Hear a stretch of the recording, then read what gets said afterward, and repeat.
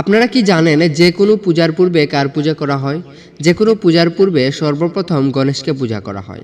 গণেশকে সকল পূজার পূর্বে পূজা করার প্রধান কারণ হলো তিনি বিঘ্নহর্তা, বাধা দূরীকারী এবং সিদ্ধিদাতা, সফলতা প্রদানকারী।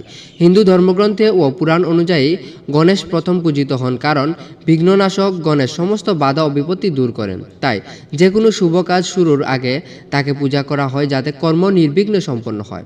প্রথম পূজ্য দেবতা ব্রহ্মা, বিষ্ণু, মহেশ্বর এবং অন্যান্য দেবতারা স্বীকৃতি দিয়েছেন যে সকল পূজার প্রথমে গণেশের পূজা করা হবে। শিবপুরাণ ও পদ্মপুরাণ বর্ণনা, শ্রী গণেশ একবার সকল দেবতার প্রতিযোগিতায় নিজের বুদ্ধিমত্তা কারণে শ্রেষ্ঠত্ব অর্জন করেন, ফলে তিনি প্রথম পূজ্য হিসাবে প্রতিষ্ঠিত হন। মঙ্গল ও সৌভাগ্যের প্রতীক গণেশ সম্পদ, জ্ঞান, শুভ শক্তি এবং সফলতার দেবতা। তাই যে কোনো কাজ শুরুর আগে তার আশীর্বাদ গ্রহণ করা হয়। প্রকৃতির প্রতীক গণেশের বৃহৎ কান, হাতির মাথা ও মোটা উদর প্রকৃতির ভারসাম্যের প্রতীক। তিনি ধৈর্য, স্থিতিশীল ও সৌভাগ্য নিয়ে আসেন। এই কারণে হিন্দু ধর্মীয় নিয়ম অনুসারে যে কোনো পূজা, যজ্ঞ, শুভ অনুষ্ঠান, বিবাহ, গৃহপ্রবেশ, ব্যবসায়িক শুরু ইত্যাদি গণেশের পূজা দিয়েই শুরু হয়। উক্ত কারণে সর্বপ্রথম গণেশের পূজা করা হয়। রাধে রাধে।